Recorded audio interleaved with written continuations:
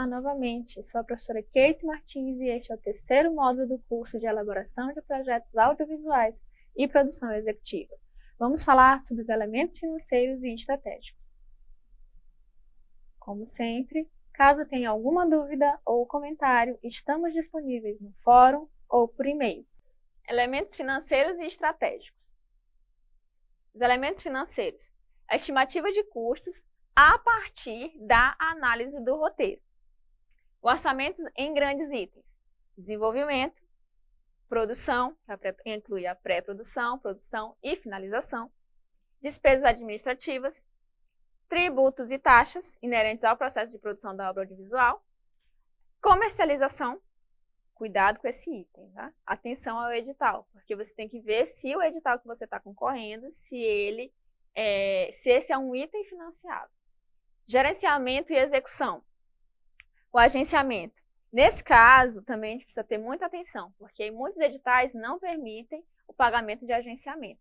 Eles são apenas para projetos com captação de recursos incentivados por leis de incentivo. Coordenação e colocação. Apenas para projetos em que há captação de recursos pelo artigo 1º da Lei do Audiovisual. Atenção, os três últimos itens são completamente diferentes. O gerenciamento e execução dos projetos é a remuneração recebida por parte da empresa produtora pelos serviços de gestão da obra realizada. Seu valor máximo é de 10% do chamado total de produção, que é o valor somado dos 4 itens anteriores. Agenciamento.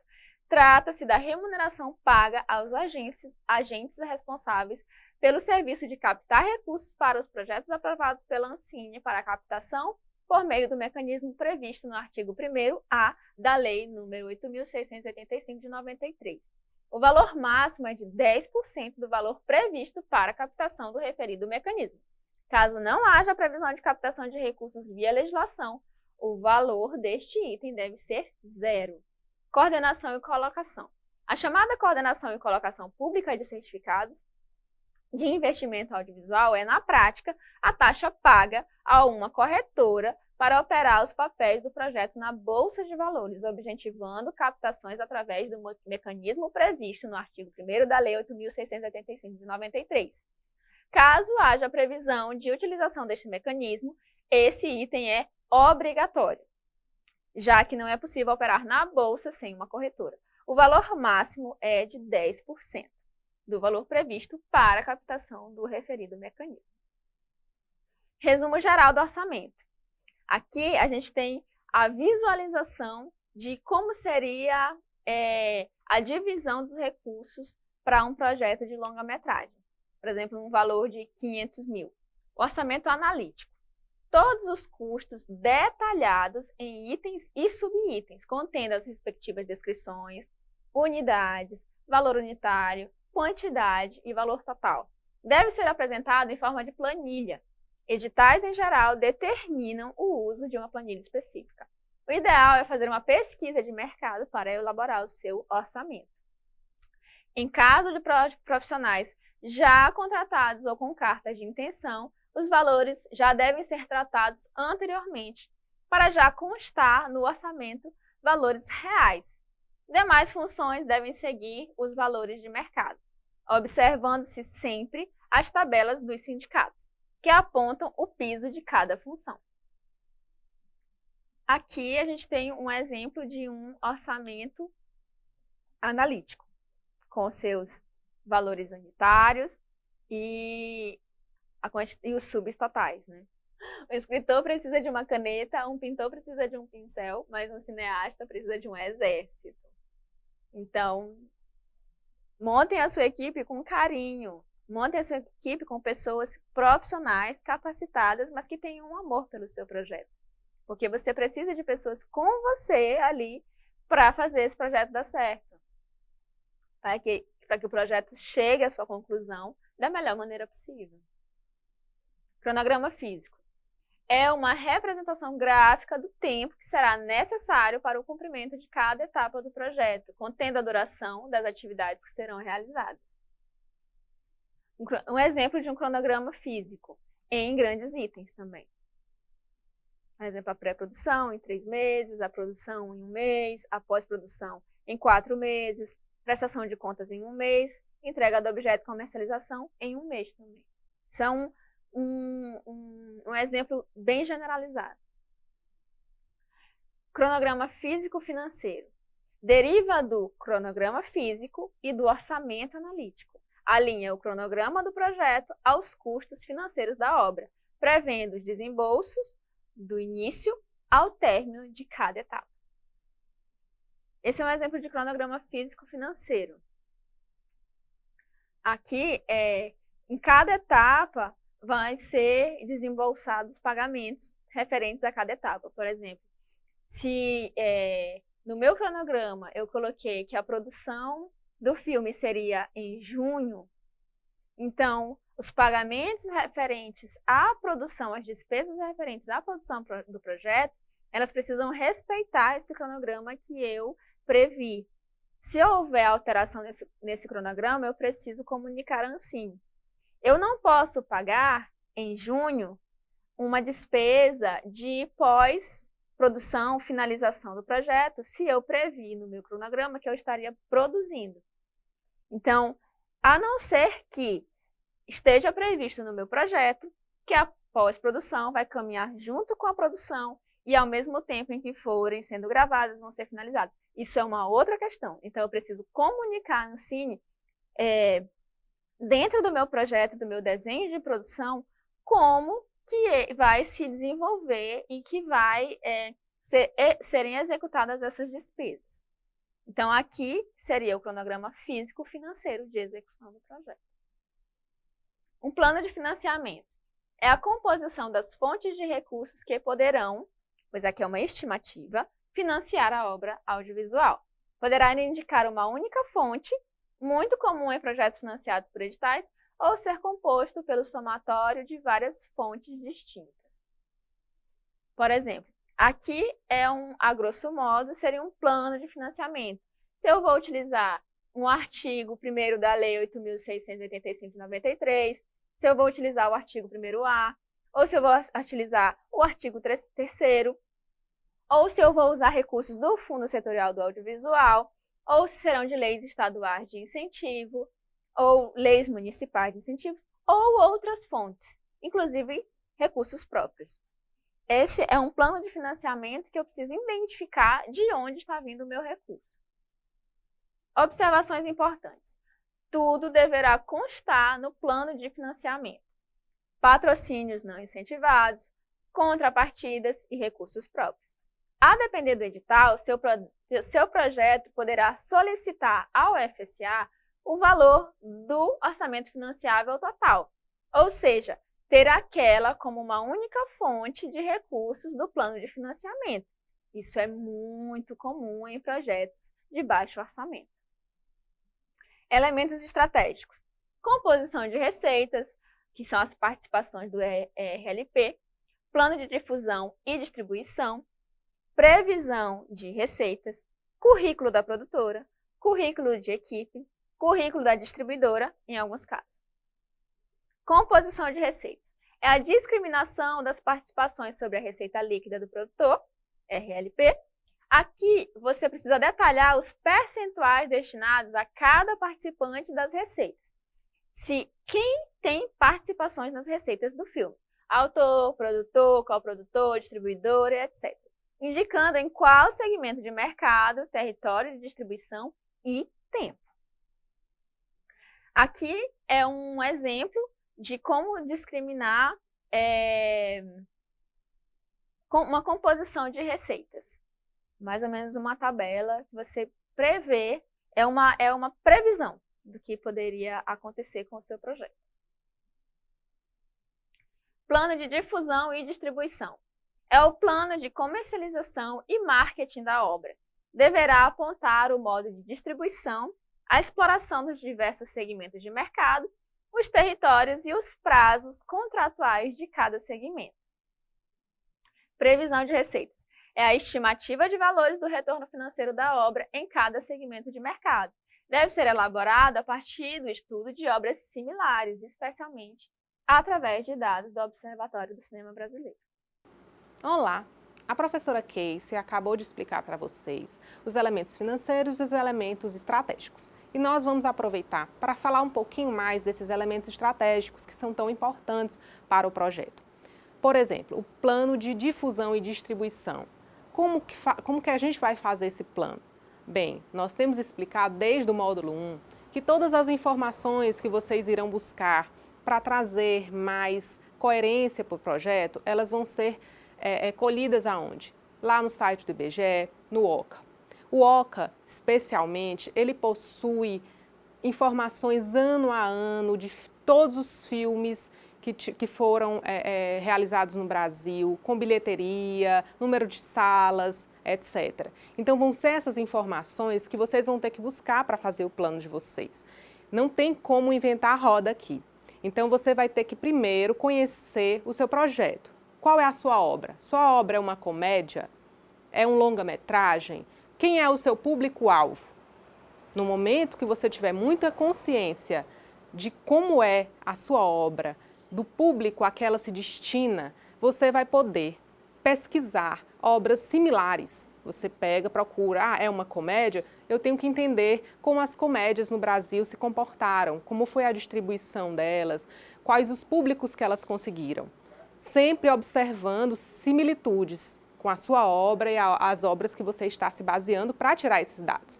Então, a partir desse estudo, você vai conseguir definir o melhor plano de distribuição da sua obra. Você vai ter muita noção de quantas salas você vai conseguir atingir, do público médio que você vai conseguir atingir.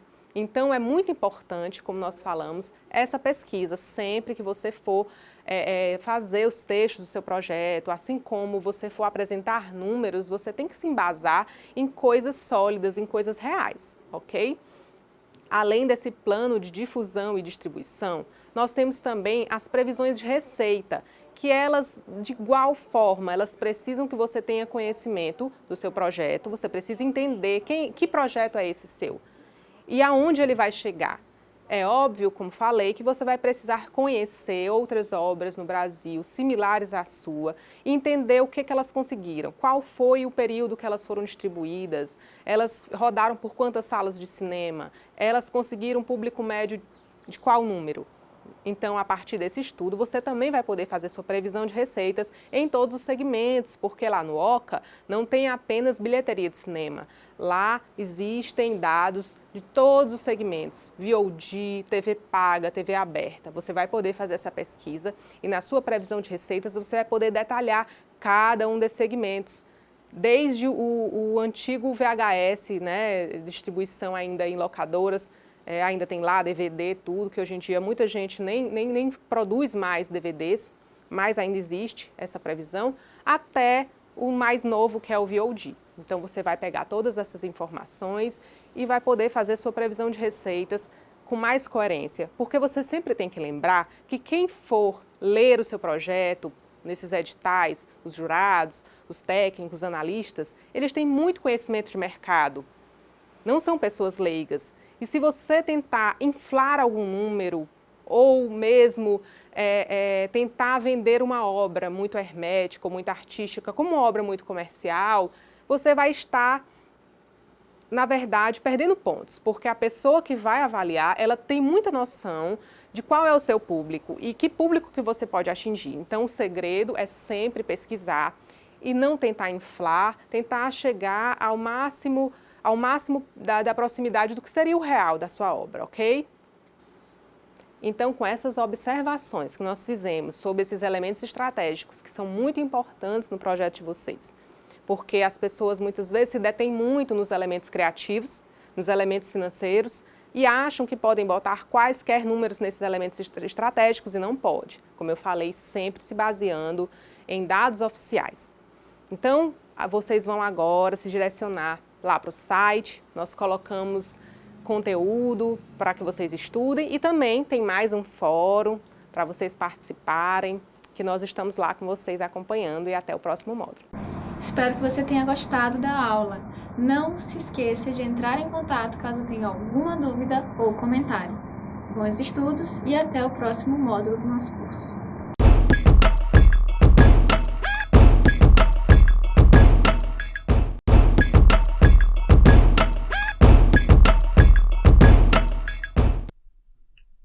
novamente, sou a professora Keis Martins e este é o quarto módulo do curso de Elaboração de Projetos Audiovisuais e Produção Executiva. Vamos falar sobre fontes de financiamento e plano de distribuição. Como sempre, caso tenha alguma dúvida ou comentário, estamos disponíveis no fórum ou por e-mail. Plano de retorno institucional é a previsão de retorno de difusão de marca dos investidores da obra audiovisual. Nesse plano, você deverá indicar os meios de comunicação ou peças gráficas em que a marca do investidor será veiculada, apontando, se possível, o número e a frequência dessas inserções. Plano de retorno institucional. Aqui você vai pensar pré-estreias, exclusiva para o patrocinador, convites para a pré-estreia oficial, inserção do produto no filme ou na série, inserção de cartelas com a logo do patrocinador, visita do elenco e equipe à empresa, inserção da logo do patrocinador nos cartazes e outras peças gráficas, e etc. Tudo isso pode ser um plano de retorno institucional para os seus possíveis patrocinadores e patrocinadoras. E tudo isso precisa estar alinhado com as diretrizes do Regulamento Geral do Prodave, do Manual de Prestação de Contas da Ancine para casos de recursos financiados, para casos de projetos financiados com recursos do FSA, do Fundo Setorial do Audiovisual. Elementos de comercialização. Visão de comunicabilidade. Esse texto é uma soma de vários textos anteriores. Logline, mais a motivação, mais o público-alvo, descrevendo como pretende atingir esse público pretendido. Janelas de exibição, mais número potencial de espectadores, mais apresentar os patrocinadores e apoiadores. Lembrando que, para delinear o público-alvo e para se chegar a um número potencial de espectadores, será necessário acessar os dados do OCA e do IBGE. Não se pode inventar dados, você precisa fundamentar tudo que defende no seu projeto. O Observatório Brasileiro do Cinema e do Audiovisual, OCA, criado em dezembro de 2008, tem por objetivo a difusão de dados e informações qualificadas produzidas pela Agência Nacional do Cinema, Ancine. Dessa forma, sua atuação encontra-se em consonância com o objetivo estratégico da Ancine, de aprimorar a geração e disseminação de conhecimento do setor. O recolhimento de dados é resultado direto do trabalho de fomento, regulação e fiscalização da Ancine. As informações são fornecidas pelos próprios agentes de mercado com base nas respectivas obrigações legais consolidadas pelas diferentes áreas da agência e disponibilizadas à sociedade pelo OCA. O site está dividido em 9 seções principais, sendo a primeira delas o mercado audiovisual brasileiro, dedicada aos indicadores gerais relacionados à atividade audiovisual no Brasil nos últimos anos. Em seguida, a seção Diretório de Obras Brasileiras, onde é possível pesquisar informações sobre as obras audiovisuais nacionais registradas na Ancine. As seções Cinemas, Televisão, outras mídias e recursos públicos apresentam os dados referentes aos diferentes segmentos do audiovisual originados de fontes primárias e secundárias. O usuário dispõe de dados compilados na forma de planilhas e gráficos e ainda no formato de publicações com análise como informes e estudos. A página de publicações engloba os trabalhos elaborados a partir da análise sobre o mercado audiovisual, como estudos, informes, anuário estatístico, dentre outros. Já os painéis interativos permitem aos usuários filtrar e personalizar a informação de acordo com seus interesses. O Instituto Brasileiro de Geografia e Estatística, o IBGE, se constitui no principal provedor de dados e informações do país, que atende às necessidades dos mais diversos segmentos da sociedade civil, bem como dos órgãos das esferas governamentais federais, estadual e municipal. O IBGE oferece uma visão completa e atual do país através do desempenho de suas principais funções: produção e análise de informações estatísticas, coordenação e consolidação das informações estatísticas, produção e análise de informações geográficas, coordenação e consolidação das informações geográficas, estruturação e implementação de um sistema de informações ambientais, documentação e disseminação de informações, coordenação dos sistemas estatísticos e cartográficos nacionais. Elementos de comercialização. Folheto de comercialização. É uma peça gráfica de venda que irá apresentar de forma sucinta e sedutora o seu projeto para possíveis investidores, coprodutores, apoiadores, etc. Geralmente é uma folha de papel com frente e verso, com as informações básicas sobre o projeto e o contato dos produtores. Esse aqui é um exemplo de um folheto. No caso, o Nau de Urano, que é produzido pela Lumifilm. Além de tudo que foi explanado nesses 4 módulos, o que é importante saber para propor projetos? Projetos de documentário não precisam trazer o roteiro, basta uma estrutura. Projetos de ficção precisam descrever os cenários e as locações. Projetos de animação precisam apresentar todo o universo, conceito de personagens, conceito de cenários, storyboard, concepção visual e arte conceitual. Para memorizar. Ficção, você vai colocar os cenários e as locações. Na animação, você vai criar todo o universo, concept, storyboard, concepção visual e arte conceitual, enfim. Tudo isso são formas de você trazer visualidade para o seu projeto. O que é importante também para você propor projetos. Estudar os editais no site do BRDE, do FSA, o regulamento geral do Prodave, as instruções normativas, o tutorial de acesso a sistemas no site do BRDE, o FSA, necessidade de autorizações, sessões, licenças, registros e etc. Isso desde a sua inscrição. O que é e o que faz a Ancine? A Agência Nacional do Cinema é uma agência reguladora que tem como atribuições o fomento, a regulação e a fiscalização do mercado do cinema e do audiovisual no Brasil. É uma autarquia especial vinculada ao Ministério do Turismo, com sede e foro no Distrito Federal, escritório central no Rio de Janeiro. A Ancine é administrada por uma diretoria colegiada aprovada pelo Senado e composta por um diretor-presidente e 3 diretores, todos com mandatos fixos, aos quais se subordinam 5 superintendências: análise de mercado, desenvolvimento econômico, fiscalização, fomento e registro, além das secretarias de políticas regulatórias, de gestão interna e de políticas de financiamento. A missão da Ancine é desenvolver e regular o setor audiovisual em benefício da sociedade brasileira. Encerrado o ciclo de sua implementação e consolidação, a Ancine enfrenta agora o desafio de aprimorar seus instrumentos regulatórios, atuando em todos os elos da cadeia produtiva do setor, incentivando o investimento privado para que mais produtos audiovisuais nacionais e independentes sejam vistos por um número cada vez maior de brasileiros. O Fundo Setorial do Audiovisual, o FSA, é um fundo destinado ao desenvolvimento articulado de toda a cadeia produtiva da atividade audiovisual no Brasil. O FSA é um marco na política pública de fomento à indústria cinematográfica e audiovisual no país, ao inovar quanto às formas de estímulo estatal e à abrangência de sua atuação. Isto porque o FSA contempla atividades associadas aos diversos segmentos da cadeia produtiva do setor: produção, distribuição, comercialização, exibição e infraestrutura de serviços, mediante a utilização de diversos instrumentos financeiros, tais como investimentos, financiamentos, operações de apoio e de equalização de encargos financeiros. Projetos que a Ancine não financia, de conteúdos religiosos, programas de auditório ancorados por apresentador, conteúdo político, concursos, conteúdos jornalísticos, manifestações, eventos esportivos, conteúdo publicitário, etc. Dicas finais. Como amadurecer uma ideia? Esteja atualizado sobre o que está sendo produzido. Assista filmes, assista séries, assista obras comerciais e obras mais artísticas. Assista filmes nacionais e estrangeiros. Esteja ciente da história do cinema brasileiro e mundial. Estude, leia artigos, críticas e livros. Ouça podcasts.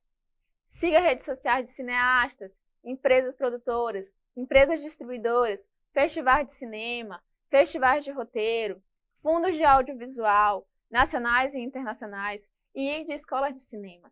Esteja atento ao mundo. Experiencie o mundo.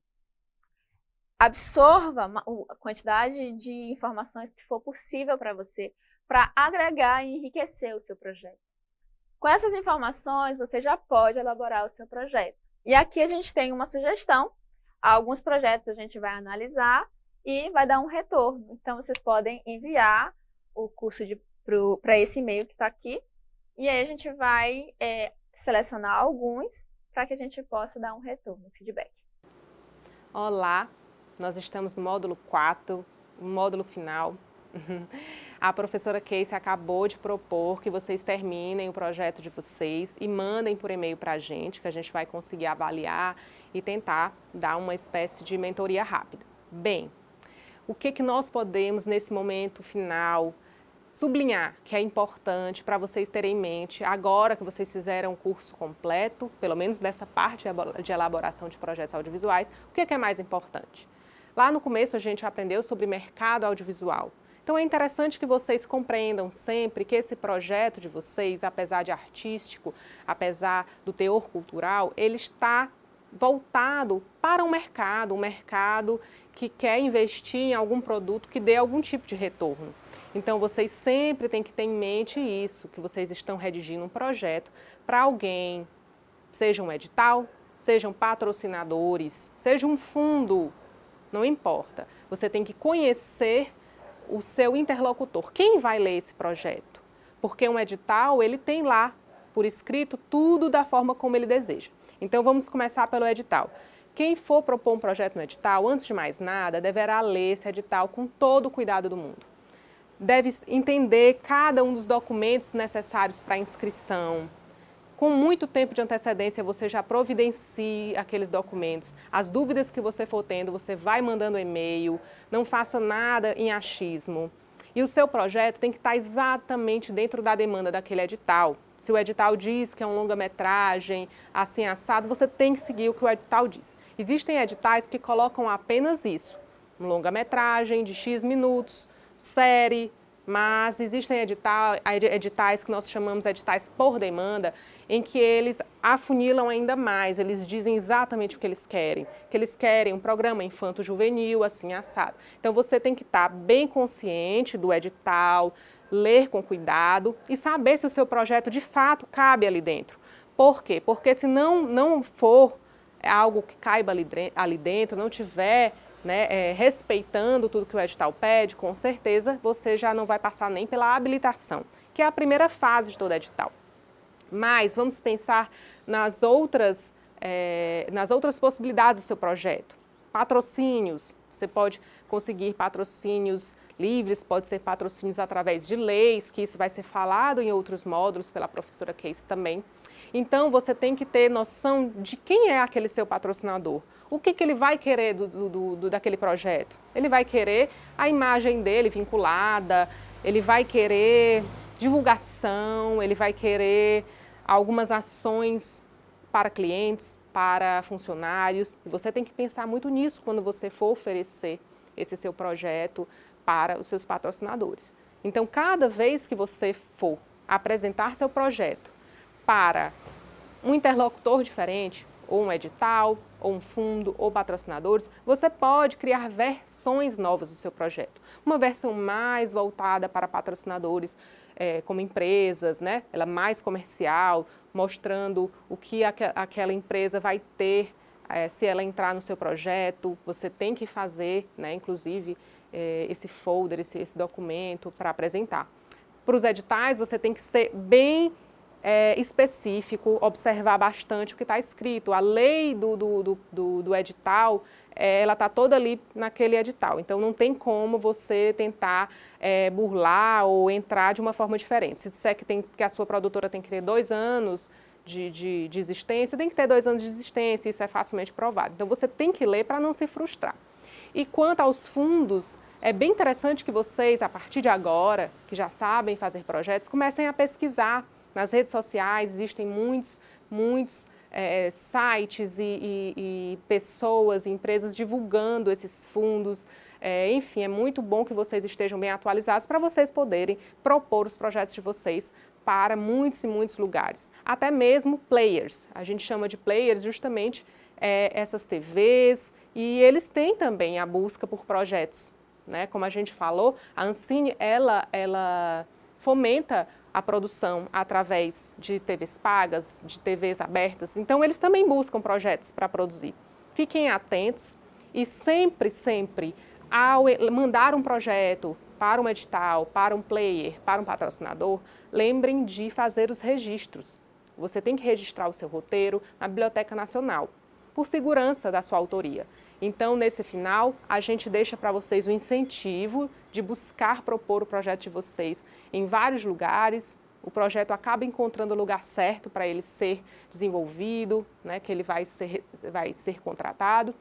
Tendo esse cuidado com a autoria, sempre fazendo o registro. Aqui no Maranhão, você pode fazer o registro ali na Biblioteca Benedito Leite. Mas hoje em dia você faz também pela internet, entrem no site da Biblioteca Nacional, se informem, tem uma taxa, e vocês vão poder fazer o registro, tanto do argumento como do roteiro. Então essas são nossas observações mais importantes. A partir de todo o curso que nós tivemos, módulo 1, 2, 3 e 4, que é esse final, você pode fazer um projeto muito bom, um projeto muito profissional. Se você ficou com alguma dúvida, revise aquele módulo. Ficou alguma dúvida com elementos criativos, revisa o módulo 2. Se for uma parte de elementos financeiros, revisa o módulo 3. Mas essa é a oportunidade que vocês têm de ter um feedback da gente, né? Essa mentoria. Então, eu espero que vocês aproveitem, espero que tenham aprendido tudo aí para fazer um bom projeto. Estamos à disposição para tirar as dúvidas e estamos aguardando também esses projetos para a gente seguir adiante. A partir de agora, vamos entrar nos módulos de produção executiva propriamente dita. Então, boa sorte para vocês e estamos aguardando aí os projetos. Espero que você tenha gostado da aula. Não esqueça de entrar em contato caso tenha alguma dúvida ou comentário. Bons estudos e até o próximo módulo do nosso curso.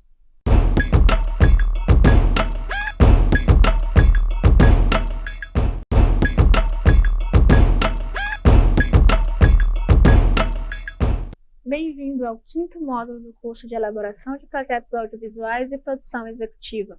Eu sou a professora Casey Martins e vou te acompanhar neste módulo sobre produção executiva em projetos audiovisuais apoiados pelo FSA Ancine.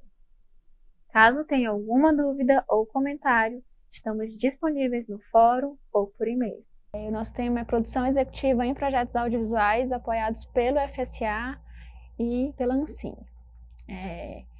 Logo depois que a gente consegue aprovar um projeto, com recursos oriundos do FSA, da Ancine ou de alguma lei de incentivo, a gente precisa pensar a produção executiva do projeto. Então, aí a gente começa com uma pergunta: por que eu devo prestar contas desse recurso, desse dinheiro que eu consegui para o meu projeto?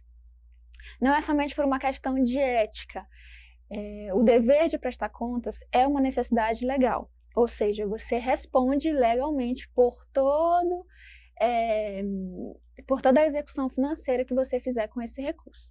Então, portanto, a produção executiva ela tem a responsabilidade de executar corretamente os recursos recebidos e prestar contas do projeto audiovisual, seguindo as devidas orientações legais. Está previsto em lei. Essa também é uma obrigatoriedade do proponente do projeto de estar atento à legislação.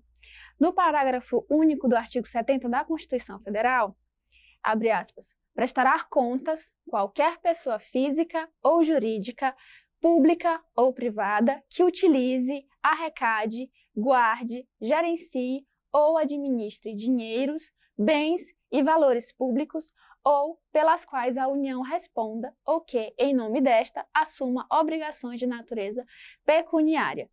Ou seja, qualquer recurso oriundo de editais, concursos públicos, leis de incentivo, todos esses recursos, eles necessariamente precisam ter um parâmetro dentro da legislação para serem executados. Além da Constituição, existe um decreto-lei, número 200/67, que nesse contexto insere a obrigatoriedade de prestar contas. No artigo 93, quem quer que utilize dinheiros públicos terá de justificar seu bom e regular emprego na conformidade das leis. regulamentos e normas emanadas das autoridades administrativas competentes. Ou seja, na prestação de contas, é preciso estar atento à legislação vigente na Receita Federal, na legislação estadual e, por vezes, na legislação municipal.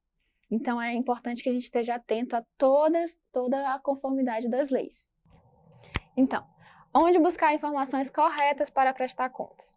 Para o caso de projetos audiovisuais financiados com recursos públicos e de competência da Ancine, ou seja, que vem oriundo do FSA, do Fundo Setorial do Audiovisual, e através do BRDE e da Ancine, a proponente ela deve orientar-se através da Instrução Normativa de Prestação de Contas, número 150, que essa é até hoje é a última instrução normativa da Ancine, a mais atualizada, o Regulamento Geral do Prodave e o Manual de Prestação de Contas da Ancine. Com essas três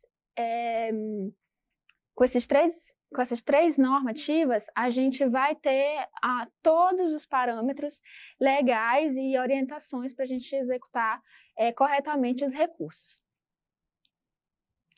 Para refletir, é necessário entender a prestação de contas como um processo que começa no exato momento em que se inicia a realização do projeto, devendo ser prevista no planejamento de suas atividades. Ou seja, a prestação de contas inicia-se no começo do projeto e não no final. Existe um hábito que ele é muito nocivo para a prestação de contas, que é a proponente pensar em como vai prestar contas, como emitir as notas fiscais só no final do projeto. Mas a prestação de contas, ela acompanha todo o processo de feitura do filme, desde o seu desenvolvimento até o cumprimento do objeto, que é o último passo para você entregar o seu produto audiovisual. Quais são as responsabilidades da empresa proponente do projeto? Então, dentre as responsabilidades da empresa proponente, primeiro é contratar pessoas capacitadas. Desde o início do projeto, cerque-se de profissionais capacitados a lhe orientarem sobre a correta e regular execução do projeto e de suas despesas, tanto pelo ponto de vista contábil e jurídico, né, tanto pelo domínio das normas expedidas pela Ancine, porque existem regulamentos que funcionam para determinados tipos de editais e para outros não. Então, é preciso estar atento se isso é permitido pelas normas da Ancine, se isso está dentro do processo jurídico e se está dentro do processo contábil. Outras responsabilidades. Os pagamentos só devem ser efetuados mediante seus respectivos comprovantes fiscais, conforme as formalidades previstas nos artigos 9 a 19 da Instrução Normativa número 150 de 2019. Qualquer pagamento que você for fazer com recursos financiados, você precisa que exista um comprovante fiscal correspondente àquela despesa. Não existe a possibilidade de você fazer um pagamento a um servidor, a um prestador de serviço, a uma compra, qualquer tipo de gasto. Você não pode fazer sem que haja um comprovante fiscal correspondente. Outras responsabilidades. Problemas que influenciam ou conduzam a mudanças nos parâmetros técnicos ou financeiros do projeto devem ser registrados no momento de sua ocorrência e comunicados à Ancine, a fim de evitar erros que só serão identificados posteriormente à análise da prestação de contas. Nesses casos, por exemplo, se você tem uma produção que ela tinha no seu desenho de produção, que você ia fazer somente numa localidade, por exemplo, em São Luís, e você, por questões alheias ao projeto, você precisou fazer uma viagem para gravar em uma outra cidade, esse tipo de mudança ele precisa ser comunicado à Ancine para que haja uma correta identificação desse problema e uma orientação da Ancine para que haja uma prestação de contas que esteja alinhada ao desenho de produção. Porque se você coloca que você vai fazer os gastos só na cidade de São Luís e de repente na sua prestação de contas aparecem notas fiscais de outra cidade, então isso configura como uma irregularidade. Que não precisa ser, você não precisa ser responsabilizado por isso, então é sempre importante que você comunique a Ancine antes de proceder com a produção. Realizar a leitura atenta do manual de prestação de contas, que está disponível no site da Ancine, antes e durante a execução do projeto, para que a elaboração e a apresentação da prestação de contas se tornem mais exatas e criteriosas, evitando retrabalhos e inconsistências e despesas glosadas. Ou seja, a prestação de contas, ela vai acompanhando o desenho de produção, ela vai acompanhando a direção de produção e também o encaminhamento da direção do projeto. Eles estão o tempo inteiro trabalhando juntos para que haja uma coerência e coesão no projeto. Porque a prestação de contas, ela é a parte material, é a parte física que você vai identificar como aquele projeto foi executado. Então, é pelo desenho da produção executiva é que a gente entende como que esse projeto ele foi executado. Guarde adequadamente todos os documentos fiscais do projeto, incluindo comunicações trocadas com a Ancine, sobre quaisquer alterações técnicas ou financeiras na execução do projeto. Isso é muito importante. Tenha uma correta forma de guardar os documentos, porque, por exemplo, o cupom fiscal, ele é feito de um material que ele, com o tempo, ele acaba apagando. Então, é muito importante que você guarde ele de uma maneira correta para que os dados da sua nota fiscal elas não se percam. Notas rasuradas, notas que estão apagadas, elas vão ser glosadas. Sugestões. Visite regularmente o sítio eletrônico da Ancine em busca da atualização das informações referentes à prestação de contas e disponibilização de novos formulários e manuais. Isso é algo recorrente na Ancine. Existia pelo menos uma política de facilitação desse processo de prestação de contas, porque é um processo burocrático, é um processo bastante criterioso e muitas das vezes a demanda e a exigência da prestação de contas ela não consegue atender à realidade da maioria dos projetos, que existe uma certa dificuldade de seguir todos os critérios de prestação de contas. Então, a Ancine, ela tem um programa que é a Ancine Mais Simples, que é para sempre estar em diálogo com os produtores para que esse processo fique mais fácil. Então, em caso de dúvidas, entre em contato direto com a Ancine, se possível, antes de prosseguir com a produção. Como diria a avó Neném, o seguro morreu de velho. Tipos de formulários, que são os tipos de formulários que a gente vai entregar na nossa prestação de contas. Primeiro é o demonstrativo do extrato da conta corrente. Então, a partir do momento que o dinheiro ele cai na sua conta, então você já começa a ter uma movimentação dentro dessa conta e conforme esse dinheiro for saindo, você precisa começar a registrar. Então, esta planilha ela possibilita o registro dos créditos e débitos das contas correntes utilizadas pelo projeto, em conformidade com os lançamentos dos extratos bancários correspondentes. A segunda planilha é o demonstrativo orçamentário e financeiro. Nesta planilha, você tem a possibilidade de comparar, né, os valores do orçamento aprovado pela Ancine e os valores efetivamente captados pelo projeto em cada fonte de recurso. Permite também a comparação entre o orçamento analítico aprovado junto à Ancine e o orçamento efetivamente executado pelo projeto. Ou seja, se você colocou com seu item de despesas de produção e você colocou, digamos, por exemplo, R$10.000, se você gastou 9.550, então essa planilha ela precisa conter todas essas notas fiscais de que você gastou esse recurso, e aí a gente vai poder ver quantos por cento do que você previu você executou, ou se aconteceu o inverso, por exemplo, se você orçou 10 mil e você gastou 20 mil ou 15 mil, então isso é para que haja um balanço dentro do seu orçamento. Por que essa planilha ela é importante? Porque dentro do seu orçamento que você previu, você não pode exceder mais de 20% do seu orçamento, relocando recursos sem comunicar a Ancine. Até 20% desse orçamento total, você consegue relocar sem precisar comunicar a Ancine. Mas quando passa de 20%, então a gente precisa ter um controle.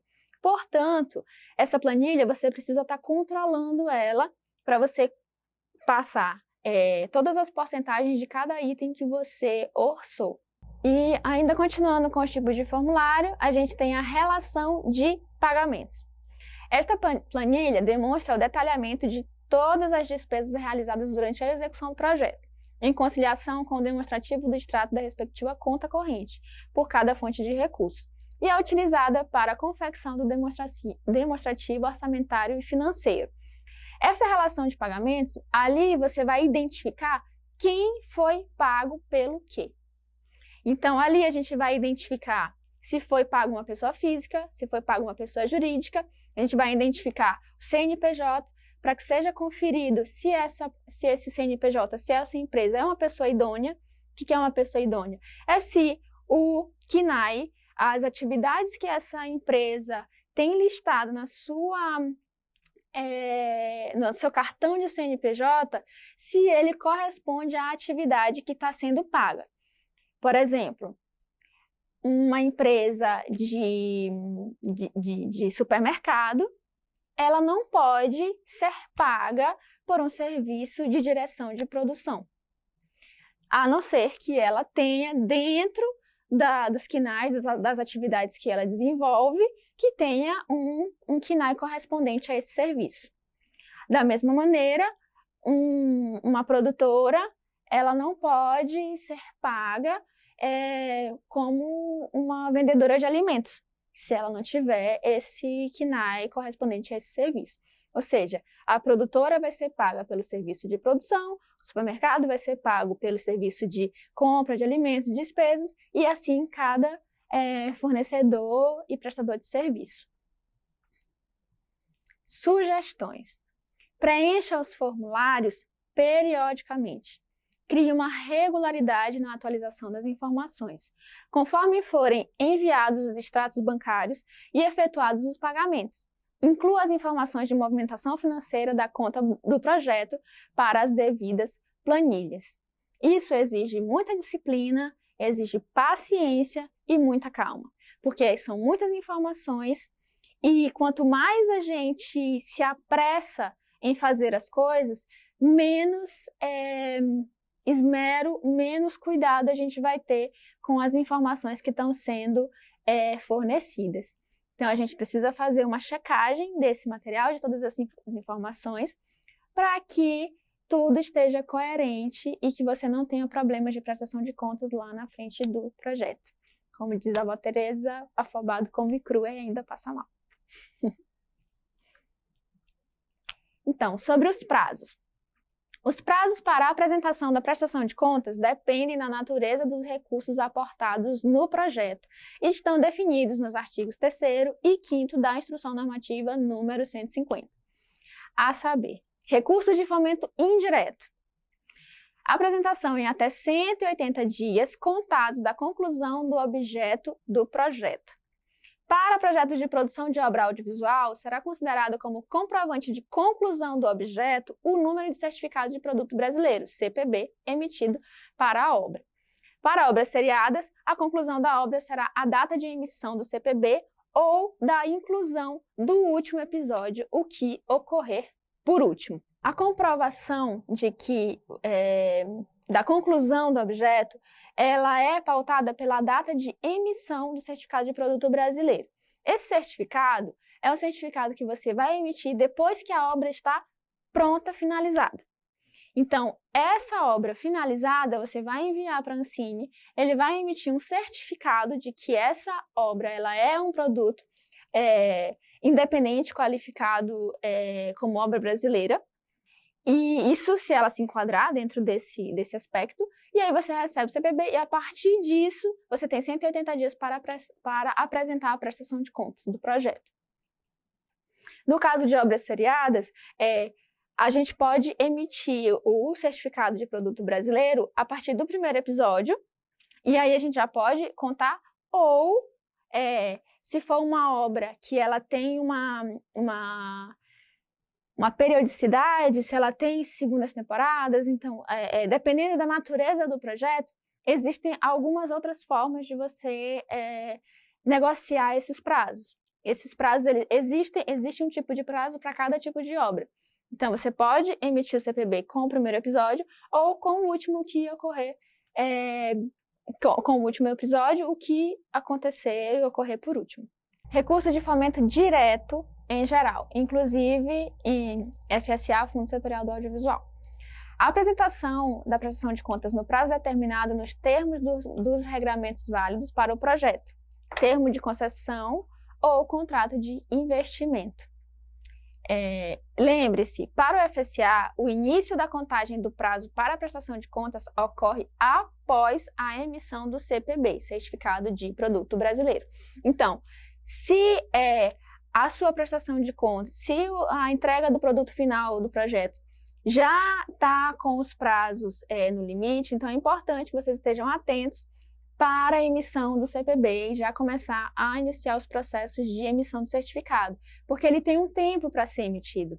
Então, é importante que esteja atento com uns 2 meses, 3 meses antes do seu prazo final, para que você consiga ter o certificado a tempo e consiga, assim, ter prazo hábil para entregar a prestação de contas no tempo correto. Espero que você tenha gostado da aula. Não esqueça de entrar em contato caso tenha alguma dúvida ou comentário. Bons estudos e até o próximo módulo do nosso curso.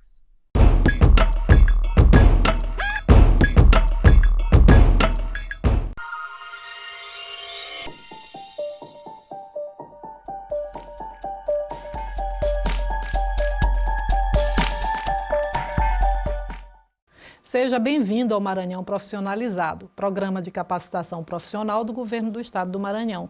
Eu sou Josana Tourinho, esteticista e cosmetóloga, e esse é o módulo de apresentação do curso de Estética Básica. Não esqueça de acessar dentro da plataforma o material de apoio a essa aula para quaisquer dúvidas. Você pode entrar em contato através do fórum ou ainda por e-mail. O nosso curso está dividido em 7 módulos. Ao longo do curso veremos limpeza de pele 1, limpeza de pele 2, depilação 1, depilação 2, design de sobrancelhas, banho de lua 1 e banho de lua 2. Bons estudos e até os próximos módulos.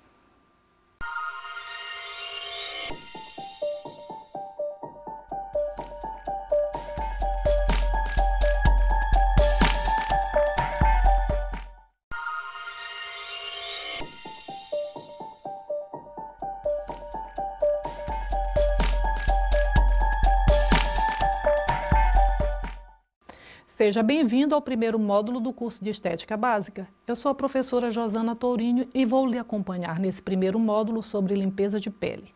Caso tenha alguma dúvida ou comentário, estamos disponíveis no fórum ou por e-mail. A estética é uma área que envolve vários segmentos no mercado de trabalho. A esteticista deve conhecer todos, mas poderá escolher para atuar o segmento que tiver maior afinidade. Para sua maior compreensão, de forma didática, eles foram assim distribuídos. Estética facial, tratamentos para acne, envelhecimento, rugas, flacidez, manchas, embelezamento do olhar, design de sobrancelhas, alongamento de cílios, maquiagem, estética corporal, tratamento de gordura localizada, flacidez tissular, celulite, estrias, terapias manuais, massagens relaxantes, shiatsu, ama, reflexologia, banho de lua, podologia. Essa é uma ciência dedicada a diagnosticar, prevenir, estudar, investigar e tratar as patologias dos pés. Anexos: depilação. A depilação pode ser feita de várias maneiras, com gilete, com creme depilatório, com depilador elétrico, com pinça, cera, laser, luz intensa pulsada. Terapias alternativas, cromoterapia, aromaterapia, terapia holística, terapias orientais. Terapia capilar. O terapeuta vai atuar juntamente com o dermatologista tanto nas desordens estéticas do fio de cabelo como do couro cabeludo, tratando ou prevenindo os transtornos como alopécia difusa, alopécia areata, tricotilomania, entre outros. Você também pode trabalhar prestando consultoria em outros segmentos, como clínicas de estética, spa, salões de beleza, empresas de cosméticos e equipamentos. Pode atuar no desenvolvimento de novas tecnologias, no gerenciamento de clínicas de estética e de salões de beleza. Também trabalhar como vendas diretas de cosméticos, de equipamentos. E também pode trabalhar na docência. Nesse curso, nós iremos conhecer os procedimentos de limpeza de pele facial, design de sobrancelhas, banho de lua e depilação corporal. Nós iremos conhecer também os recursos terapêuticos e os cosméticos, os equipamentos e os utensílios utilizados para praticar esses procedimentos. Quando nós pensamos em trabalho, nós devemos ter em mente que este trabalho irá envolver o outro e que a convivência com o outro deve ser cordial, humanizada, geradora de bem-estar e prosperidade. Para tanto, existem formas concretas, corretas de agir, conhecidas como conduta ética. Eu reservei para vocês um vídeo, é o vídeo número 1, onde Leandro Carnal fala sobre a ética em ambientes profissionais. A seguir, você também pode complementar o conteúdo ao acessar o site que nos fala sobre a importância da conduta ética no ambiente de trabalho. E nós também podemos ver na biblioteca o Código de Ética do Profissional Esteticista. Sabemos que o corpo humano é formado por vários sistemas e que juntos eles atuam para realizar as funções vitais, a manutenção da vida do organismo. Hoje, o nosso objetivo de estudo é o sistema tegumentar, mas nós vamos observar que o corpo humano tem vários sistemas, como cardiovascular, respiratório, digestório, nervoso, sistema sensorial, endócrino, excretor, urinário, reprodutor, esquelético, muscular, imunológico, linfático e o tegumentar. Então, no sistema tegumentar, nós temos como objeto de estudo a pele, que é o nosso maior órgão do corpo humano. Ele ajuda a regular a temperatura do corpo. É responsável pela sensibilidade juntamente com o sistema nervoso. Protege o corpo, criando uma barreira a agressões externas. Evita a perda de líquido, atua na defesa e colabora com outros órgãos para o bom funcionamento do organismo, como o controle da temperatura corporal, a elaboração de metabólitos. A pele é composta de duas camadas, a epiderme e a derme.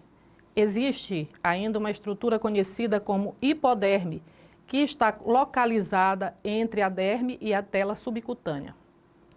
Acesse os vídeos número 3 e número 4 para lembrar a estrutura e as funções da pele.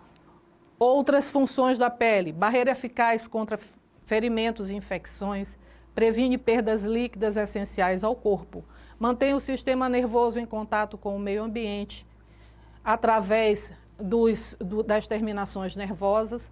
Ela tem a função protetora contra raios ultravioleta e é constituída de derme, epiderme, tecidos que são intimamente unidos, que atuam de forma harmônica e cooperativa. Como vimos, a epiderme é formada por células justapostas que se formam a partir da camada basal e que vão se movimentando em direção à superfície. À proporção que elas vão se deslocando, elas vão mudando sua forma e estrutura, a função e a nomenclatura, pois elas perdem o seu núcleo e gradativamente vão passando por 4 camadas, quando, por fim, elas se desprendem. Na epiderme, nós encontramos ainda os melanócitos. São células responsáveis pela melanina, substância que protege contra os raios UV. Os melanócitos, eles estão presentes na camada basal.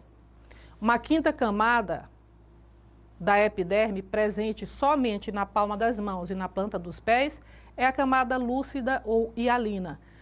É a segunda do exterior para o interior.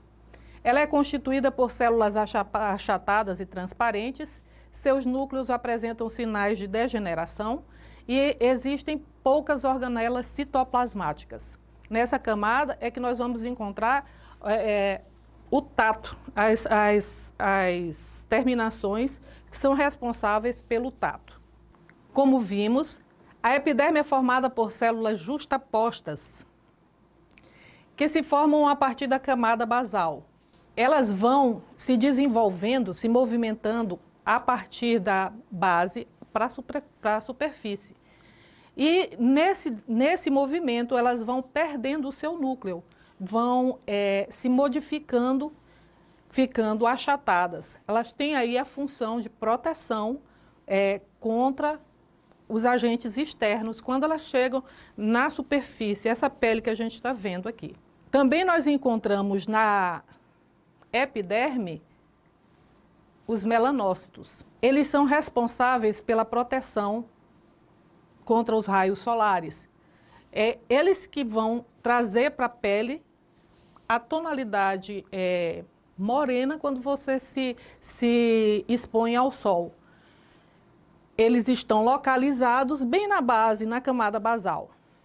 Uma quinta camada da epiderme presente só na palma das mãos e na planta dos pés é a camada lúcida ou hialina. É a segunda do exterior para o interior.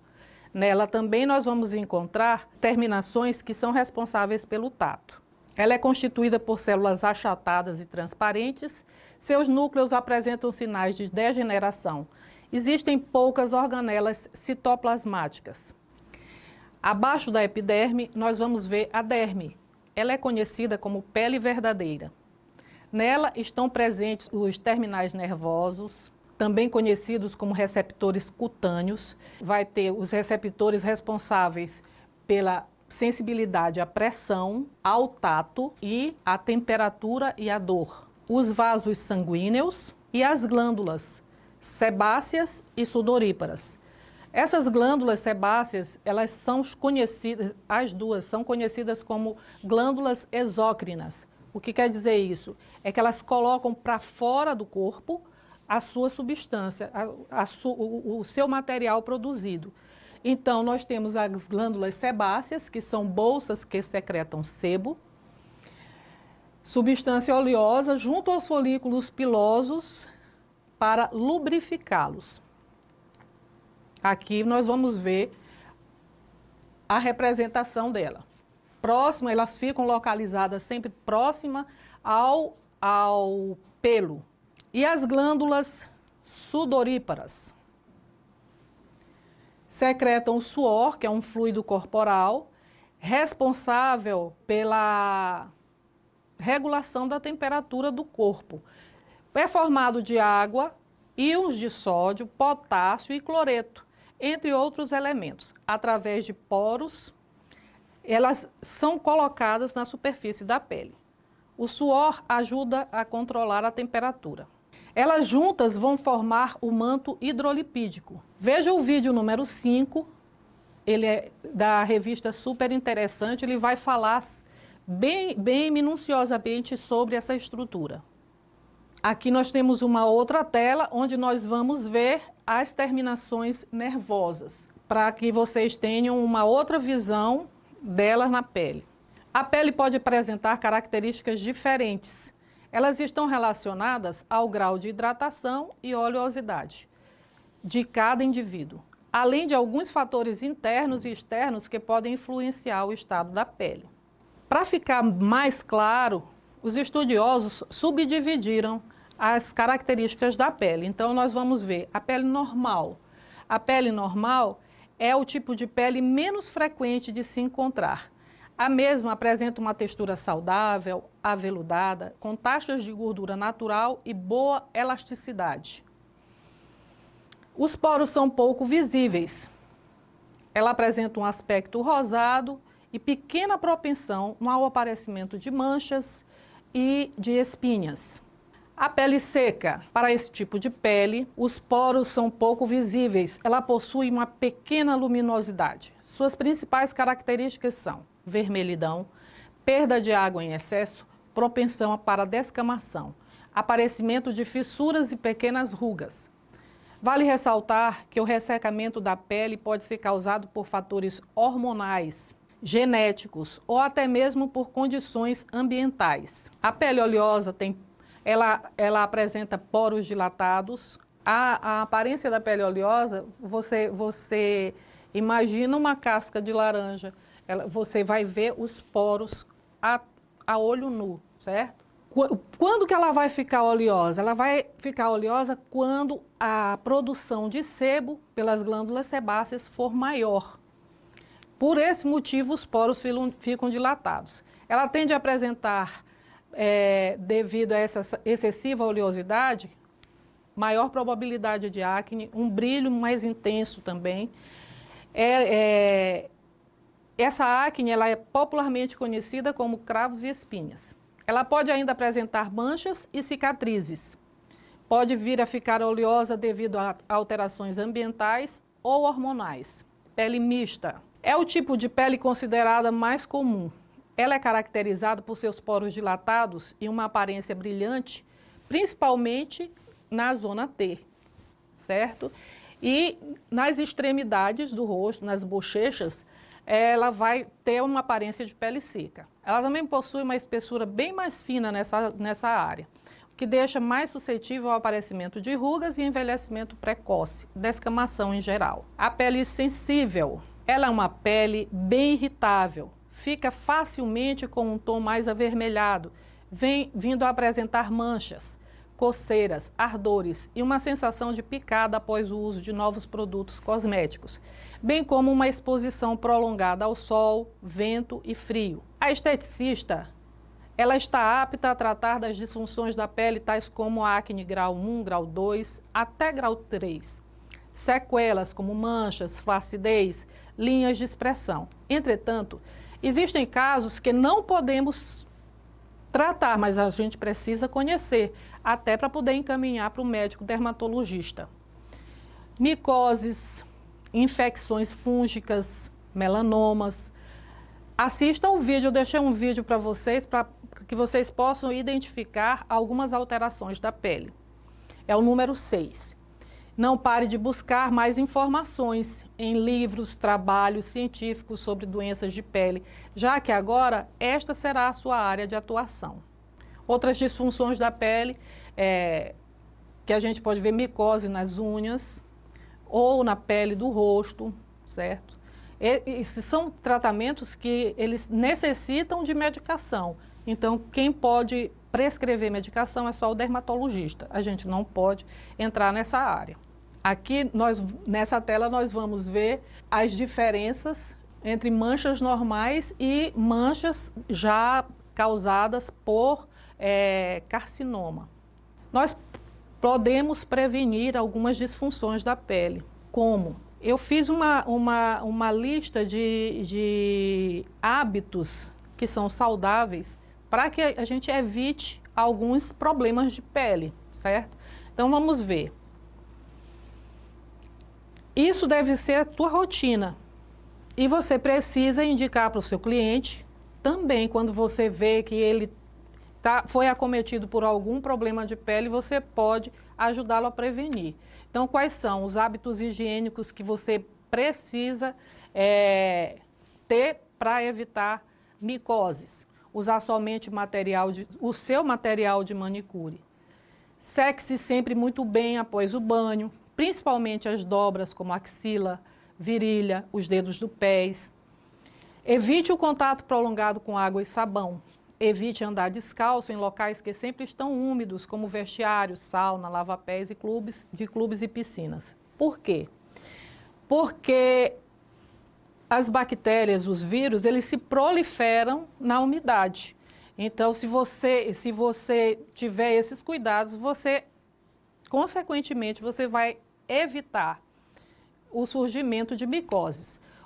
Roupas molhadas por muito tempo também é bom evitar. Não compartilhe toalhas ou roupas, escova de cabelo, boné, touca. A touca que a gente vai oferecer para o cliente da gente, ela tem que ser uma touca só dele, é descartável, certo? Justamente porque se houver micose no cabelo de um cliente, ele pode passar para outra pessoa que for utilizar aquela touca. Então, não se utiliza. Esses são modos de transmitir doenças. Evite usar calçados fechados por longo período. Opte pelos mais largos e ventilados. Evite roupas muito quentes e justas. E também tecidos sintéticos. Os tecidos sintéticos, eles absorvem o calor e o suor e prejudicam a transpiração da pele. O assunto que nos interessa mais nesse momento é a acne. E o que é a acne? A acne é uma inflamação do folículo piloso ou folículo pilosebáceo.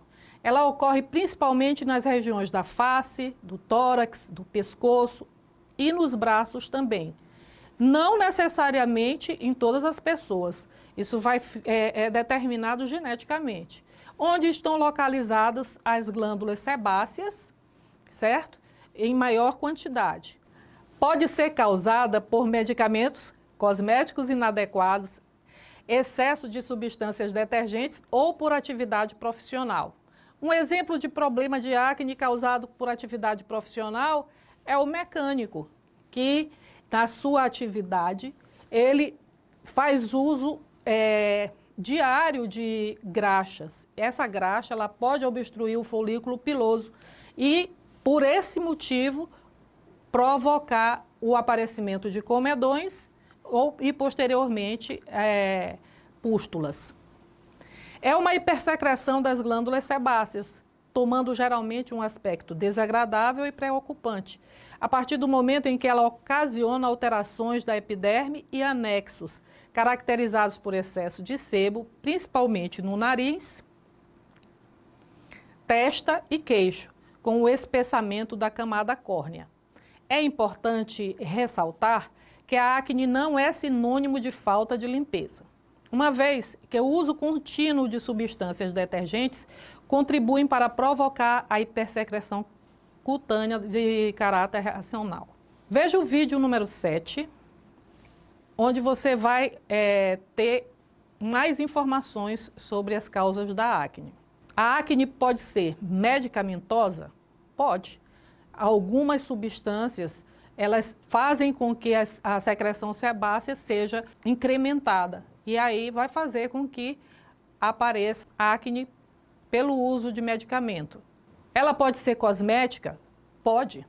Quando a pessoa utiliza um cosmético que é inadequado para o seu tipo de pele. Por exemplo, se ela tem a pele oleosa e usa um cosmético que promove maior oleosidade, um cosmético de base em creme, por exemplo. Ela pode ser profissional? Pode. Eu falei agora há pouco sobre o mecânico que no seu desenvolvimento do seu trabalho, ele faz uso de substâncias gordurosas e que essas substâncias podem obstruir o folículo piloso. Então, nessa figura, nós podemos ver o folículo piloso e a produção da glândula sebácea. Aqui à frente, aqui é a produção normal, e aí aqui logo ao lado nós vamos ver que a glândula sebácea ela está ficando mais produtiva e não está conseguindo romper a camada da pele. Por quê? Porque está obstruído por algum motivo, ou pela substância, ou outro motivo a pele tem que ser renovada e ela não está se renovando, ou por ressecamento, ou por tamponamento. Não está se deslocando, as células não estão se deslocando, e aí esse folículo fica fechado mas a glândula sebácea ela continua produzindo, então ela não consegue romper. Aqui nesse caso, acúmulo de queratina nos poros, ela vai fazer um comedão, o comedão fechado, certo? O comedão fechado, ele tem um aspecto branco, você olha, ele tem... A glândula sebácea produz um sebo igual para os dois, mas se ele estiver fechado, vai ficar branco. E se ele for um comedão aberto, ele vai ficar preto. Por quê? Porque o sebo oxidou e vai formar o comedão pretinho.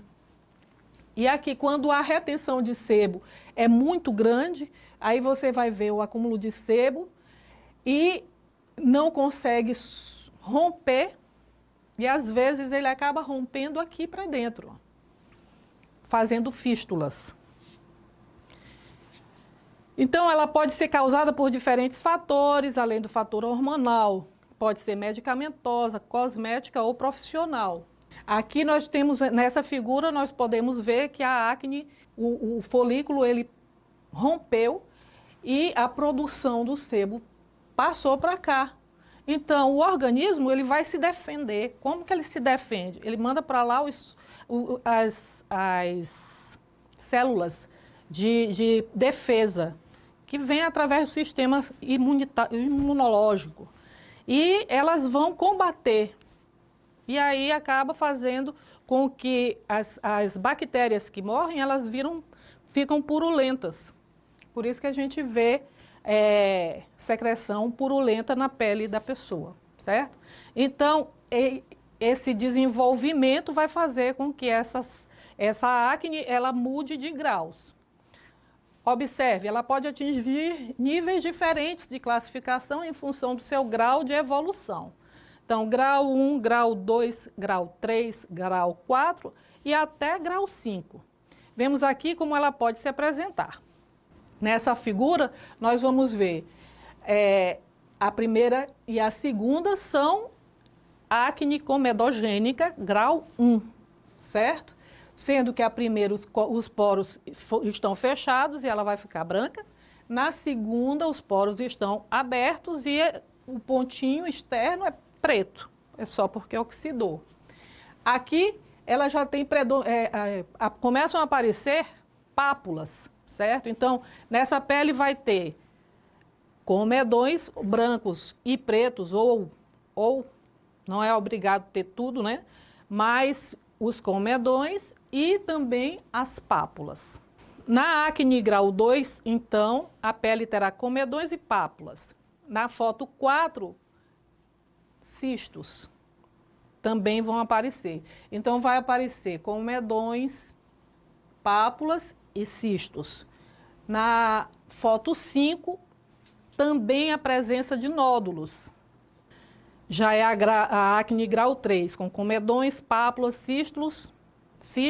E na acne grau 4, nós vamos ver a presença de nódulos.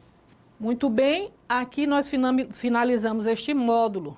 Agora nós vamos recapitular tudo que você aprendeu. A estética é uma área abrangente, composta de parte clínica, estética facial, embelezamento do olhar, estética corporal, massoterapia, terapia capilar, terapias alternativas, terapia oriental. Também podemos trabalhar com prestação de consultorias a salões de beleza, clínicas de estética, gerenciamento de clínicas de estética e de salões de beleza. Vendas e representação de equipamentos e cosméticos. E também podemos trabalhar com a docência na área da estética. Vimos que a pele pode apresentar diferentes características em funções de fatores ambientais, hormonais e genéticos. Então, a pele pode apresentar-se normal, oleosa, mista, sensível, seca. 5 tipos. Sendo que existem novas subdivisões. Hoje em dia, na pele normal, existem várias subdivisões, a gente não para de estudar por aqui. Espero que você tenha gostado da aula. Não esqueça de entrar em contato caso tenha alguma dúvida ou comentário. Bons estudos e até o próximo módulo do nosso curso.